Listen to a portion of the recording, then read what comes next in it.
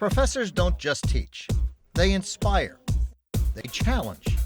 They motivate. They lead. They guide. Somewhere on campus, there's a professor whose intellect and personality will captivate you. A mentor who will change your life forever. It's up to you to find that person. It may not happen your freshman year, but make it part of your college quest. Oh, I meet with my professors because, for one, I want them to know who I am. Because if you establish a relationship or a rapport with your professors, then it helps them understand what you need and how you understand things, and how it helps you also know what they want from you and their expectations of you as a student. A good relationship with the professor, as far as communication and everything, is important. A lot of my professors are really cool, and they'll talk to you just like a friend. Go to office hours just to introduce yourself. I can't tell you how many times I had people tell me to do that, and it's just invaluable advice. Go see your profs. I promise they won't bite. To not be afraid to ask professors for help, because I know my freshman year I did, and I didn't think they would be very nice, but they turned out to be really nice, like really easy to talk to, and they help you a lot. And I think that's a good thing for students to do.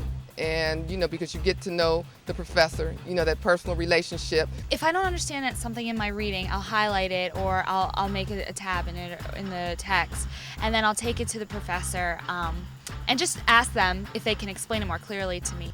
When you don't understand something, be specific when you ask for help. If a student is just very general, I'm not getting this at all, it makes it difficult for us to help that student. So the more specific a student can be, I don't understand this portion of the chapter, or I don't understand this theory or this term, then we see, let me come up with another way to explain this. That property I tried to decryptify for you. Profs like John Lemaster are passionate about their subject. They live to share it. All they need is an audience of one. Sometimes I sit in my office like the lonely Maytag repairman, hoping for someone to visit. And it's wonderful when somebody comes by and they say, all right, I had some questions about this. It not only helps them, because we can have that interchange, but it helps me. If they let me know this is not clear, I can do a better job of going back and teaching. Unfortunately, the students don't come to their professors frequently when they do poorly. I think that's something that they should be doing, is knocking on my door to say, what can I do? How can I change the way I study to do better on your tests? But oftentimes, I find you pass back the test, it goes straight into the book bag. They don't even look at the questions they missed. They're not analyzing, well, gee, did I miss more true false than multiple choice? Did I do well on the essay? What brought me down? So there needs to be more critical thinking about what's going on when I do poorly. Like other professors, Dr. Novotny Lawrence at Southern Illinois University wants students to come for help as soon as they don't understand something. One of the things I reinforce time and time again is that I'm a resource. Use me. And I do, because they won't come. More often than not, the time they show up is at the end of the semester when they are saying, well, I'm not getting the grade I want, and what can I do? Well, that time is too late. I like to really have a dialogue, and I wish that they would come. I do get some students who visit with me, but I do wish more students would come and talk to me in my office hours and find out that, even though I'm up here, they got me on this stage and I'm lecturing, that I'm human, and there's a human element to all of this, and I want you to do the best you can, and that's why I'm here. Really, they are human. You'll find faculty and deans serving up hot dogs and veggie burgers the first week of school at Prairie State College. Ice cream at Alfred University. Even the university's president gets into the act. So you'll find schools providing a welcoming environment. They want you to do the best you can academically. Professor Paul Gutjahr, Director of Undergraduate Studies at Indiana University, wants you to earn high grades in his English class, but he's the first to say that A's and B's alone don't define success. The single most important thing that they can do in the next 4 years is pursue a mentor. And it might be a teaching associate, it might be a professor, but they have to make some kind of personal connection to the teaching side of this. And it'll be a really rewarding experience. Your mentor may turn out to be one of your profs, or maybe the faculty advisor to a campus activity you join. It may be the yearbook committee, the college or university television station, or one of the musical ensembles. In large freshman lecture classes like this one, it's difficult to develop a relationship with the professor. That's possible in smaller classes you'll have as a sophomore and junior. So in classes like this, get to know the TA, the teaching associate. The most important link to the course is your teaching assistant. It's not me. And they're the ones that do the grading. They're the ones that lead the discussion sections. They're the one that knows your name. And so it's of paramount importance that you hook up with that person and make yourself known. TAs are very cool. I like the TAs, you know. They grade your papers, your exams. They have office hours along with the professor.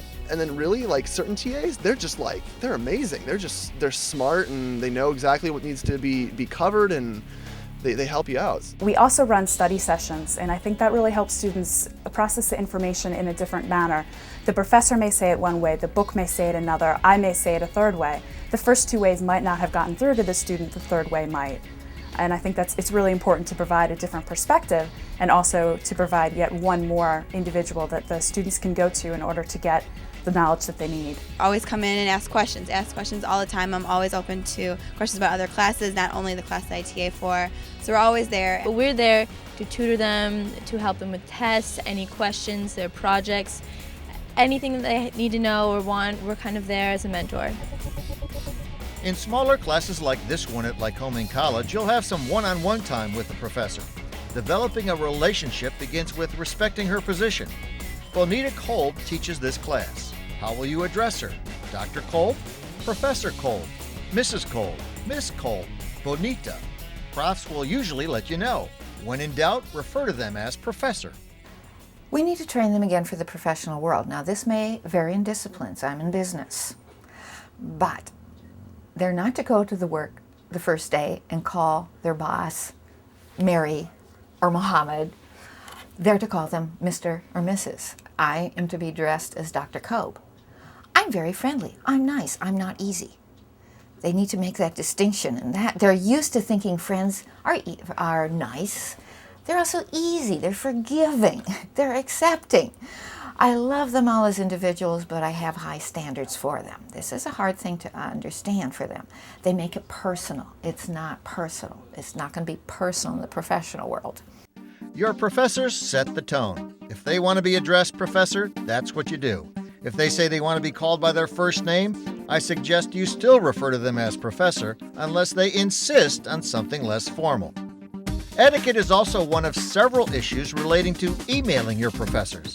Well, first of all, we have so many students in our classes, so you have to think that you might have 5 or 6 or 7 classes, and you know each one of your professors, but we might also have 3 or 4 or 5 classes with 30 or 40 or 50 or 100 people in each class, so it's hard to remember who's in which class. The other problem that I run into a lot is I'll get an email from somebody and it's hard to tell at first glance whether it's spam or whether it's from a student, because the email address will be something like prettygirl@Yahoo or partyboy or something like that. Most of the time the students identify themselves and they start off with a, hello Professor Morowitz or Dr. Morowitz, but occasionally you get an email from a student that doesn't identify themselves and they're using, for example, their home email, and I don't know who, giggly-girl2@AOL.com is, so the first thing I write back is, I can't answer you if I don't know who you are, right? Here's how to clearly communicate with profs through email. Start with the subject line. For example, Psychology 275 writing assignment. The subject line is incredibly important, and I think the best thing you can do is include the name of the course that you're in and that subject line, and then that way, if we get 50 emails or 200 emails a day and we scan through and it's the name of one of our classes, then we can immediately go to that email. Then in the body of the email, the first thing you do is identify yourself and the days and times of your class. Dr. Brooks, I'm in your Psychology 275 class. I have a question about this. You have to just be very specific and, most importantly, include your name. Let us know who you are so we know which class you're in, and we can also find out best how to help you. Here's another issue, internet lingo and poor English. We don't take that. In fact, all emails to me must be in proper written English with capitalization or punctuation, or I'll delete them. Oh, so that's a warning first day of class? Absolutely. It's not acceptable in the professional world. It's not acceptable to me. It's just out of a sign of respect to use complete sentences, use punctuation, use capital letters when you're saying Dr. whoever. Of course, if your profs use internet lingo in their emails to you, that's a sign it's acceptable to them. Again, remember, the profs set the tone, follow their lead. And again, with your own name, don't say thanks, hugs and kisses, see you in class. But you get the hugs and kisses sign off? Sometimes I do, or class really sucked today, or why do we have to have so much homework, or... No, you're kidding. Of course we do. Really? And it's one of those things that you just kind of think when you're talking to your professors, it's like showing the same kind of respect as if you're talking to grandma. And would you use some language with your friends that you would not use with grandma? Use the same rule when you're talking to your professors. As you've heard, it's important to get to know your profs or TAs. Visit them during office hours. Be specific when you don't understand something. When speaking to your profs, address them as professor unless you're told otherwise. Do the same when sending an email. In addition, on the subject line, identify the course. In the body of the email, make sure to put your name. Use proper English, and remember the grandma rule.